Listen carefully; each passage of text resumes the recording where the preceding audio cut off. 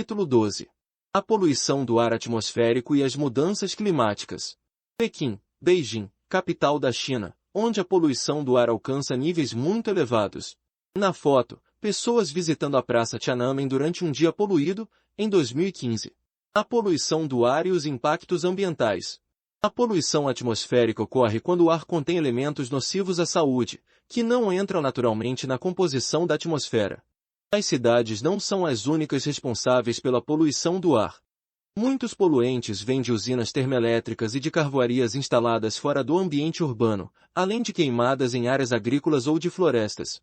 Porém, os grandes poluidores do ar atmosférico ainda são, sem dúvida, os milhares de veículos automotivos que circulam pelas cidades e as indústrias que se instalam nelas, ou nas suas proximidades. O ar urbano contém um coquetel de poluentes assustador: dióxido e monóxido de carbono, óxido nítrico, dióxido de enxofre, chumbo, ozônio, além das partículas em suspensão no ar, como a poeira do solo. Esses elementos, muito tóxicos, são resíduos eliminados por indústrias, como petroquímicas e siderúrgicas, e pela queima de combustível em veículos. Esse material particulado é prejudicial à saúde, pois, inalado com frequência, pode afetar os alvéolos pulmonares. Pesquisas recentes apontam que minúsculas partículas originárias de veículos a diesel possuem um grande potencial cancerígeno e agravam consideravelmente casos de asma e alergia. A mistura de poluentes no ar forma o SOx, que assusta os moradores das grandes cidades do mundo, tanto em países ricos como em países pobres. SOx é um fenômeno caracterizado pela formação de uma espécie de neblina composta por poluição, vapor de água e outros compostos químicos. Os tipos mais comuns são o SOx urbano, o industrial e o fotoquímico. A poluição do ar urbano também afeta monumentos históricos e atinge até mesmo os cinturões verdes de abastecimento dos grandes centros urbanos, localizados em seus arredores, como os cinturões hortifrutigranjeiros de Mogi das Cruzes, Atibaia, Cuti e Mariporã, próximos do município de São Paulo. Uma das soluções encontradas para tentar diminuir a poluição do ar urbano foi estabelecer o rodízio de veículos automotivos, em que parte da frota fica fora de circulação um dia na semana ou em um determinado período do dia.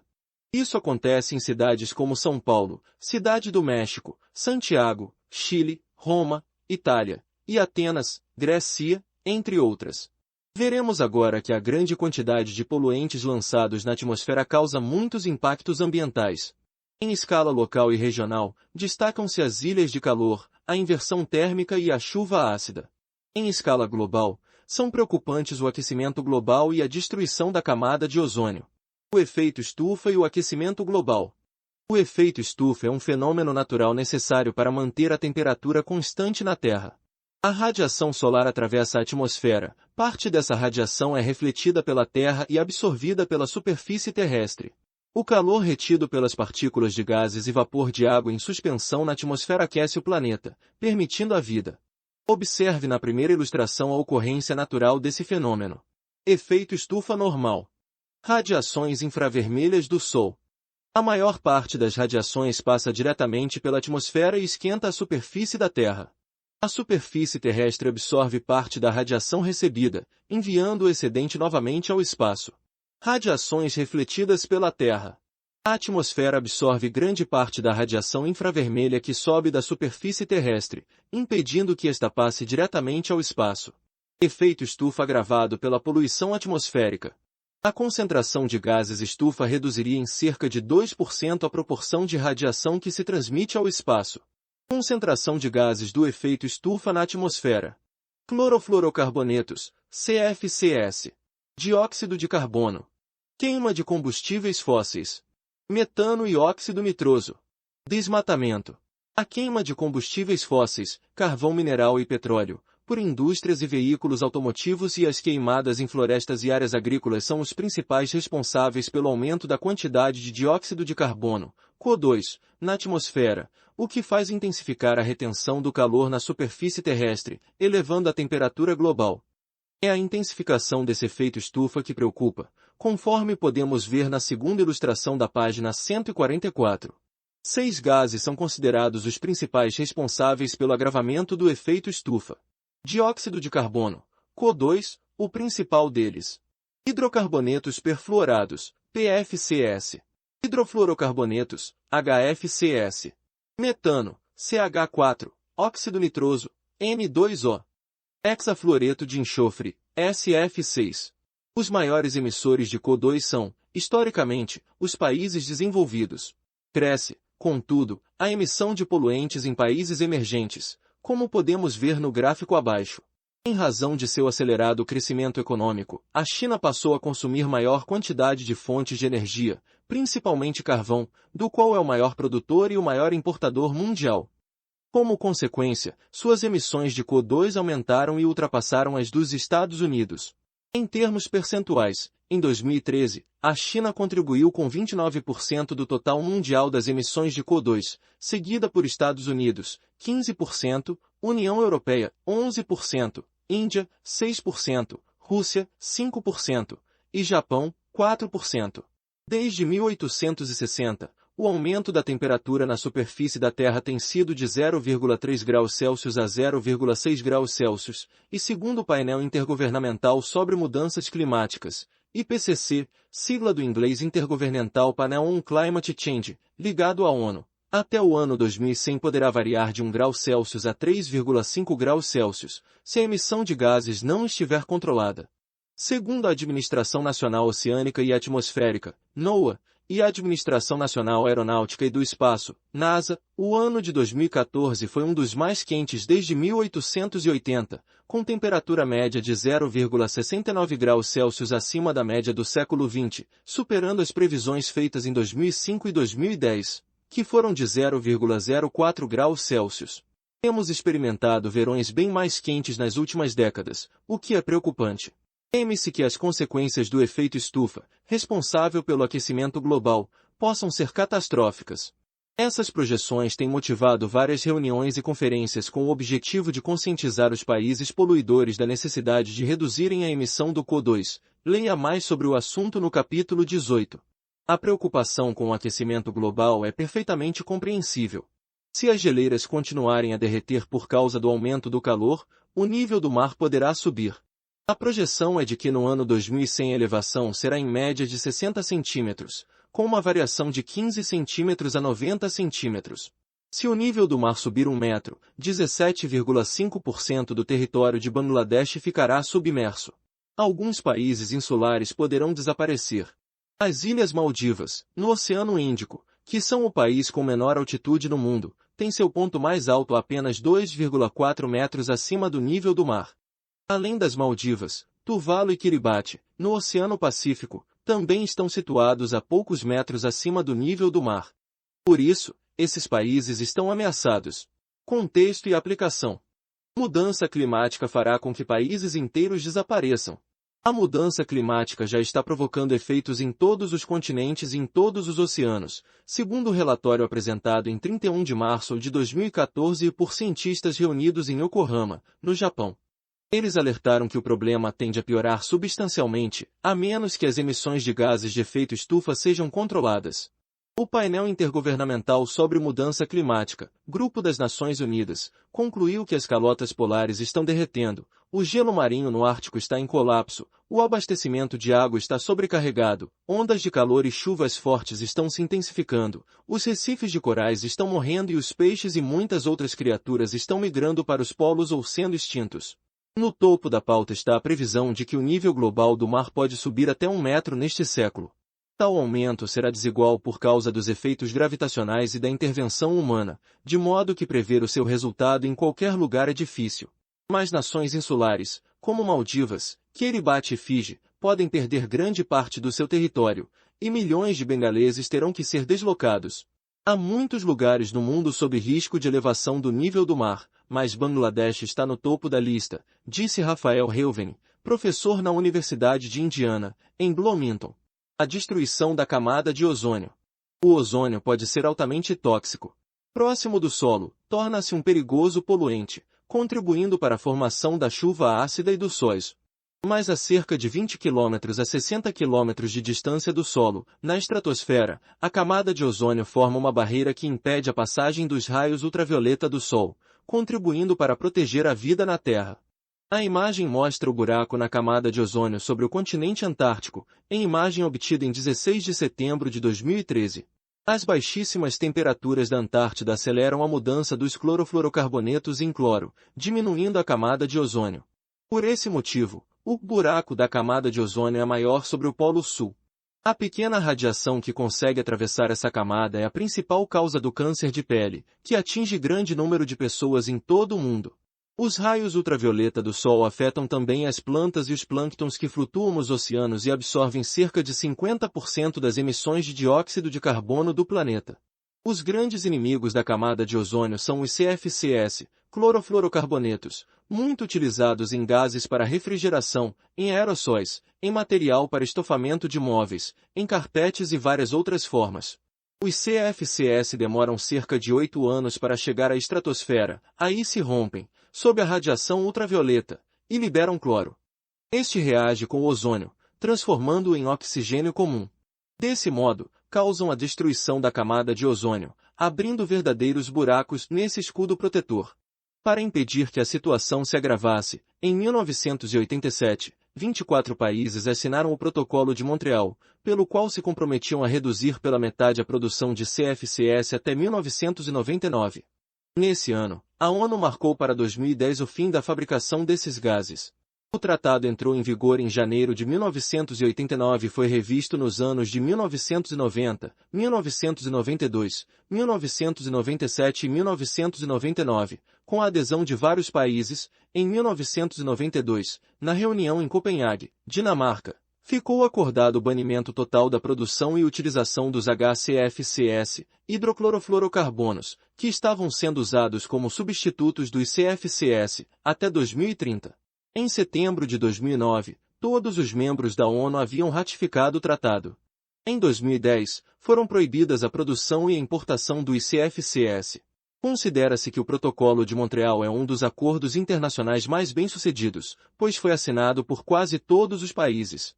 O Brasil aderiu ao Protocolo de Montreal em 1990, ratificando também todas as alterações determinadas nas reuniões realizadas em Londres, 1990, Copenhague, 1992, Montreal, 1997, e Pequim, 1999. Em 16 de setembro, Dia Internacional da Proteção à Camada de Ozônio, de 2012, o Ministério do Meio Ambiente anunciou que o país havia avançado muito nas metas estabelecidas pelo Protocolo de Montreal. Desde 1999 já não se produzem mais veículos e condicionadores de ar com CFC, não se fabricam mais refrigeradores domésticos e comerciais com esses gases desde o ano de 2001. Em 2000, passou a ser proibido o uso de CFC em novos produtos, sendo mantida a exceção para usos considerados essenciais, como na fabricação de medicamentos. Além disso, a eliminação dos CFCs foi concluída em janeiro de 2007, 3 anos antes do prazo previsto. Outras substâncias que agridem a camada de ozônio e têm seu uso controlado são o álon, bromofluorocarboneto, utilizado em extintores de incêndio, e o brometo de metila, empregado na agricultura como pesticida. A inversão térmica. A inversão térmica é um fenômeno que ocorre naturalmente em vários lugares da superfície terrestre. Porém, quando ocorre nas grandes cidades, contribui para agravar o problema da poluição atmosférica. As massas de ar movimentam-se verticalmente porque a atmosfera se resfria nas camadas mais elevadas. Quando entra em contato com a superfície da Terra, naturalmente mais quente, o ar se aquece, fica mais leve e sobe. À medida que ganha altitude, ele se resfria, fica mais pesado e desce novamente. Esse movimento constante do ar ajuda a dispersar os poluentes das camadas próximas do solo. Situação térmica normal. Ar frio, mais pesado. Aquecimento. Resfriamento. Ar quente, mais leve. Inversão térmica. Ar quente, mais leve. Ar frio, mais pesado. No outono e no inverno, quando a temperatura do solo diminui, é muito comum essa situação se inverter. Próximo do solo mais frio, o ar se resfria, nas camadas superiores, é mais quente. Essa inversão da temperatura do ar atmosférico é a chamada inversão térmica. Por algumas horas, até que o solo se aqueça, não há movimentação vertical do vento. Os poluentes ficam retidos bem perto do solo, agravando a poluição atmosférica. Quanto mais baixa for a camada em que ocorre a mudança de temperatura, mais aumentará a concentração de poluentes perto do solo. Em cidades muito poluídas, a camada quente funciona como um tampão que prende os poluentes na camada de ar frio. Observe esse efeito na imagem de abertura do capítulo. Depois, veja a segunda ilustração ao lado. A chuva ácida. A água da chuva é naturalmente ácida pela dissolução de dióxido de carbono da atmosfera. Mas a mistura de poluentes existentes no ar atmosférico, como o ácido sulfúrico, o ácido clorídrico, o dióxido de enxofre, o dióxido de nitrogênio, pode torná-la ainda mais ácida. A chuva ácida foi descrita pela primeira vez em 1872, por Robert Angus Smith, químico e climatologista inglês, ao analisar os efeitos da precipitação ácida em Manchester, na Inglaterra, que provocou a oxidação de peças de metal dos prédios e monumentos da cidade. Centrais termoelétricas, caldeiras industriais e veículos automotivos são os principais responsáveis pela chuva ácida. Por isso, os países desenvolvidos do hemisfério norte são os mais atingidos. As chuvas ácidas que caem em algumas regiões da América do Norte, da Europa e do Japão apresentam valores médios de pH iguais ou menores que 4,3. pH, escala usada para medir o grau de acidez de uma solução. Varia de 1, muito ácida, a 14, pouco ácida. O pH 7 corresponde à neutralidade, água destilada. Uma solução é ácida quando seu pH é menor que 7. Quando o pH é maior que 7, ela é básica. A chuva ácida tem pH igual ou menor que 5.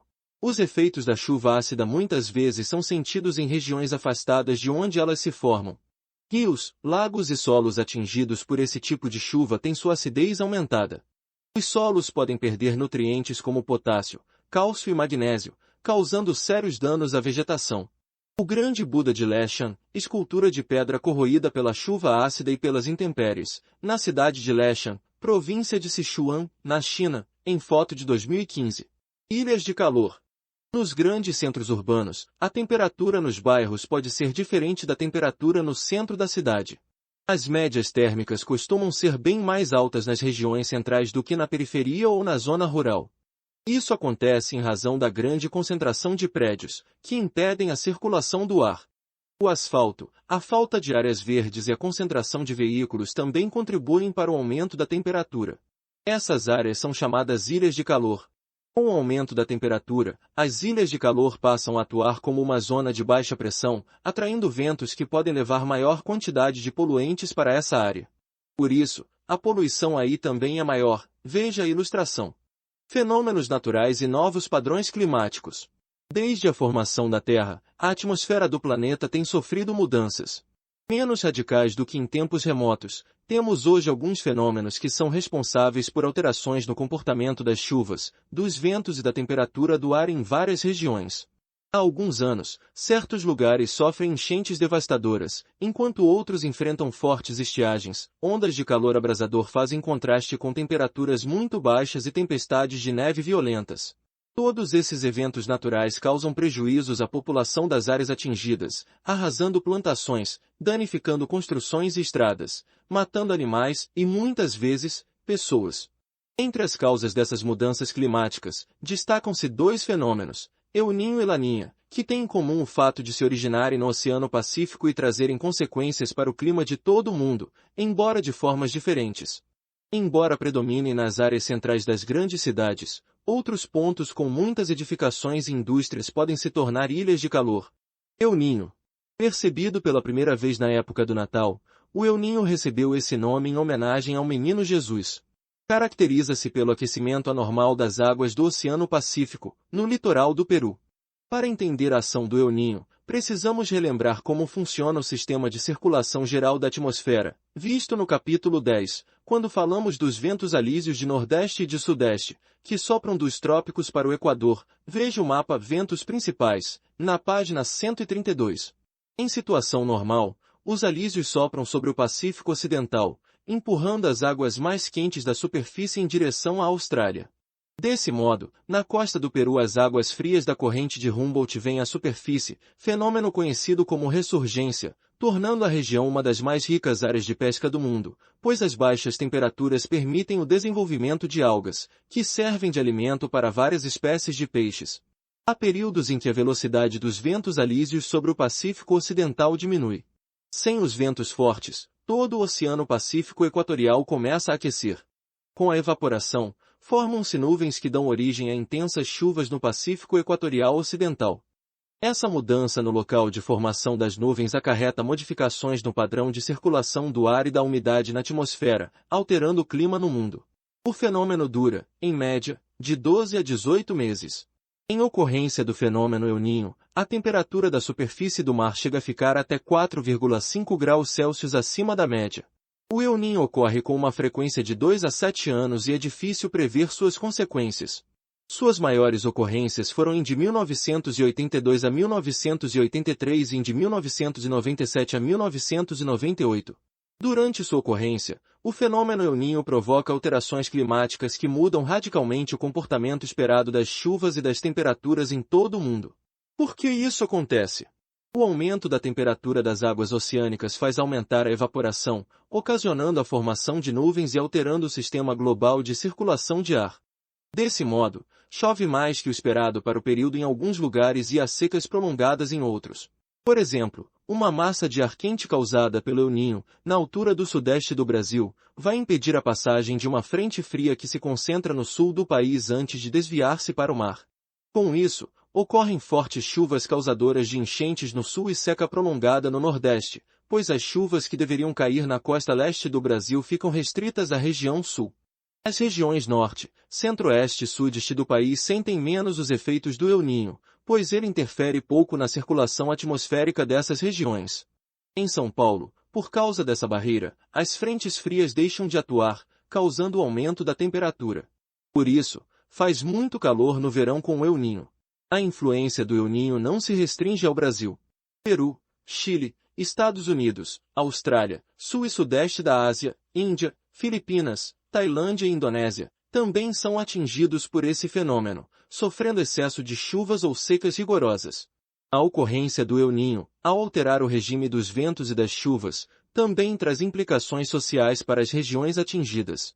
Em consequência das secas e enchentes causadas pelas mudanças climáticas, pode ocorrer aumento do preço de produtos agrícolas que tiveram sua safra comprometida, além de desemprego e êxodo rural. Situação do Pacífico Ocidental sem o El Niño. Circulação dos ventos observada no Oceano Pacífico Ocidental em situação normal, sem a presença do El Niño. As setas vermelhas representam os ventos alísios, que sopram próximo à superfície, de leste para oeste, ou seja, da América para a Oceania. As cores avermelhadas representam as águas mais quentes, e as azuladas, as águas mais frias. Termoclina, região do oceano onde ocorre uma rápida mudança de temperatura, ocasionando a separação entre as águas quentes, que ficam em cima, e as águas frias, que ficam embaixo. Circulação dos ventos observada no Oceano Pacífico Ocidental com a presença do El Niño. Os ventos alísios, que sopram com menos velocidade, podem mudar de sentido, indo de oeste para leste, ou seja, da Oceania para a América. As águas quentes, representadas pelas cores avermelhadas, podem ser observadas em quase toda a sua extensão. Consequências de seca provocada pelo fenômeno El Niño. Na foto, pessoas buscam água limpa em uma aldeia em Massacar, na Indonésia. Foto de 2015. Laninha. Sabe-se menos a respeito do fenômeno Laninha que do El Niño. Laninha é o resfriamento das águas do Pacífico Ocidental. O fenômeno foi assim chamado por ter características opostas ao El Niño. Sua ocorrência no Brasil se deu entre 1984 e 1985 e entre 1987 e 1988. Depois, voltou a se manifestar somente em de 1999 a 2000. A última ocorrência foi no período de 2011 a 2012. Laninha faz cair a temperatura no Brasil, pois não há barreira de ar quente que bloqueie a passagem das massas de ar frio vindas da Antártida. O inverno se torna mais frio e seco no Acre, em Rondônia, no centro-oeste e no sudeste. No sul, ocorrem secas de modo geral, em Santa Catarina e no Rio Grande do Sul há queda de neve. No nordeste, as chuvas são mais frequentes do que o normal. Sob a influência do Laninha, na América do Norte têm ocorrido mais chuvas, tempestades de neve e invernos muito mais rigorosos no Canadá. No Golfo do México há maior incidência de furacões. Ásia e Austrália costumam passar por períodos de secas rigorosas, Chile e Peru, por inundações. Efeitos do El Niño no Brasil. Amazônia, diminuição das precipitações e seca. Centro-Oeste, tendência de chuva acima da média e aumento da temperatura em Mato Grosso do Sul. Nordeste, secas severas. Sul, chuvas intensas de maio a junho e na primavera enchentes, temperaturas mais altas. Sudeste, moderado aumento das temperaturas médias. Efeitos do Laninha no Brasil. Amazônia, chuvas abundantes. Baixas temperaturas. Nordeste, muitas chuvas e enchentes. Sul, secas muito fortes.